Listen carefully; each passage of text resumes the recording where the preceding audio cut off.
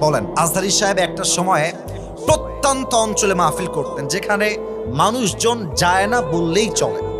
এই মনে করেন নদী পার হয়ে, বিল পার হয়ে, খাল পার হয়ে। আপনারা কি উঠান বোঝেন? উঠান উঠান উঠান মানে কি? চতুর্পাশে বাসা, মাঝখানে উঠান। কথা কি ভুল বললাম না ঠিক বললাম? আচ্ছা, এটাকে মনে আমরা আঙিনাও বলি নাকি? আঙিনা এবং উঠান। উনি ওই আঙিনায় মাহফিল করতেন।